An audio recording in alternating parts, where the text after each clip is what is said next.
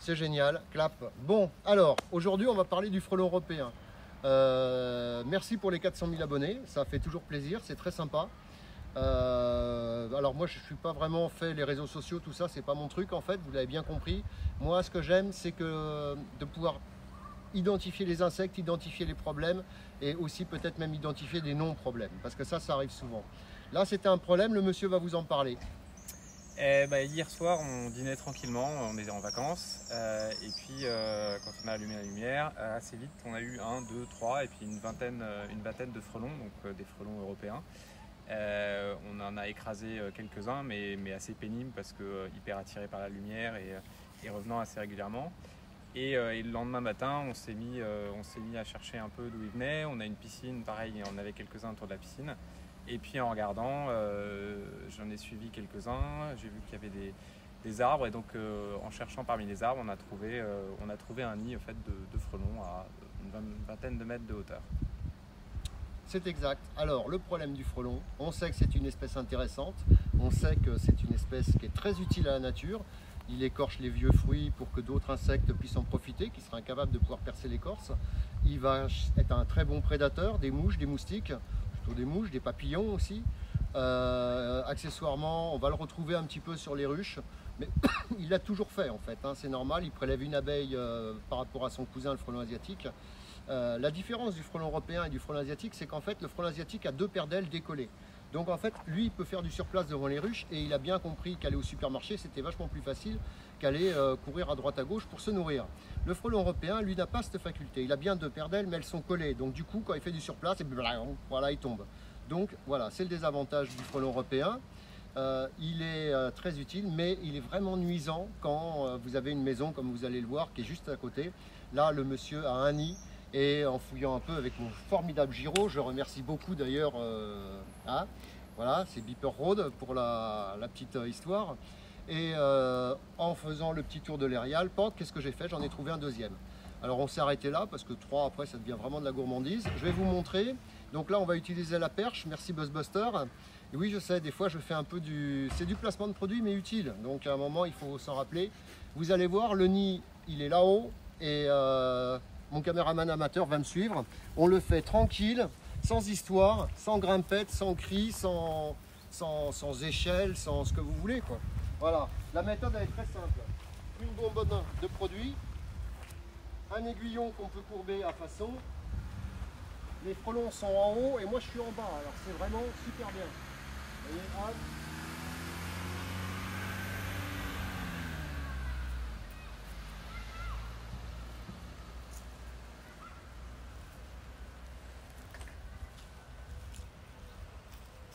Voilà, vous voyez, le traitement est terminé.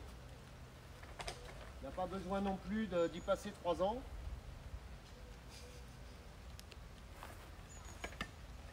Et maintenant, je vais, vous voyez, ça a été rapide parce que bon, les grimpettes, les cordes et tout. Bon, hop, point de l'histoire, je sais pas, j'ai mis quoi? 1 minute? Non, allez, je ne papote trop. Je vais vous montrer l'autre, on va faire à peu près le même système.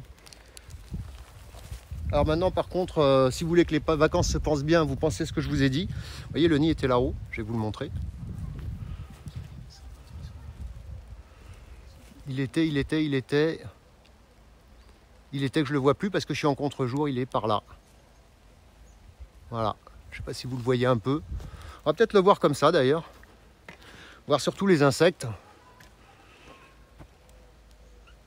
Il est. Voilà, vous le voyez peut-être là. Hein, on voit un peu voler. Donc là maintenant on va commencer à faire attention. Parce que vous voyez que la protection elle n'est pas exceptionnelle. Donc voilà, après donc on cherche en face des lumières pour le frelon européen bien sûr. Hein, c'est-à-dire qu'en face des lumières, eh bien, vous avez, si vous avez des nuisances, c'est qu'il y a un nid en face. Et maintenant on va aller voir l'autre. Et donc j'adore cet engin. Je sais, je suis un vrai gosse, mais l'avantage qu'il y a c'est que je le sais. Allez, hop! Donc voilà, hein, ça aurait pu être à peu près n'importe où. Vous voyez, ce genre de chaîne peut attirer le frelon. Hein. D'habitude, les nids sont à 0,8 mètres, mais on voit que ce chêne est parfaitement sain. Il n'y a pas de trou, il n'y a rien. Vous voyez, donc voilà, hein, c'est vraiment des vieux chênes, des vieux châtaigniers. Des fois, on les trouve aussi dans les palmiers, ça arrive. Les platanes, bien sûr. Enfin, j'en passe et des meilleurs. Voilà, donc dans ce genre d'érial, ça arrive très souvent quand même qu'on ait du frelon. C'est assez courant. Là, vous avez une chaise.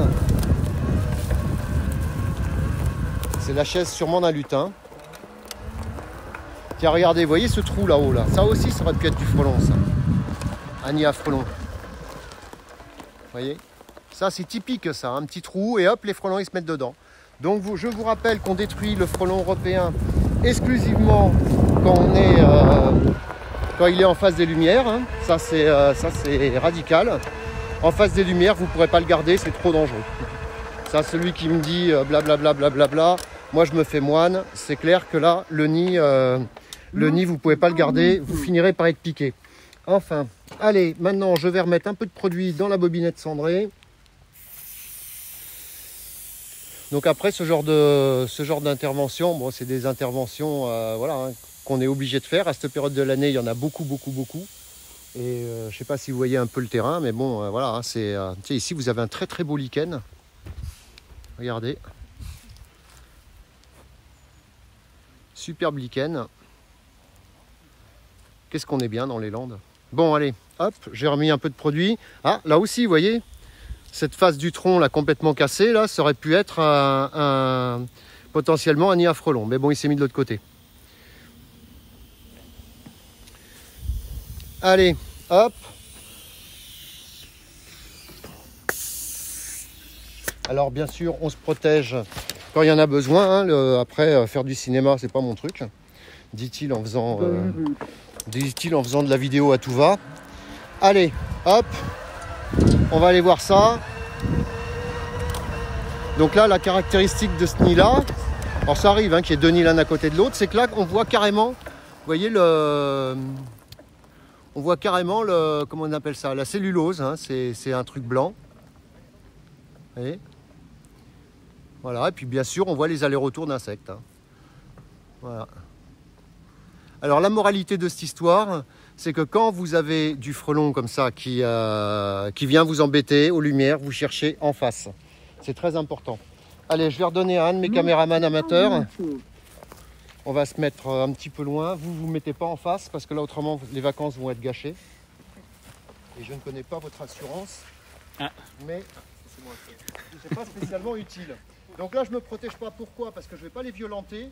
Je vais aller très vite et après, je pars très vite aussi. Hein. Donc, c'est toutes ces configurations qui font en sorte que...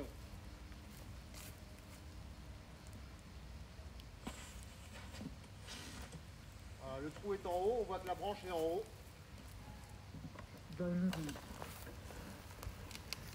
Et là, vous voyez les frelons blancs partir dans tous les sens. Les frelons amènent, rip.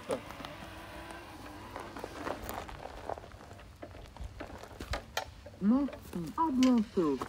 Donc encore une fois, merci pour les 400 000 abonnés.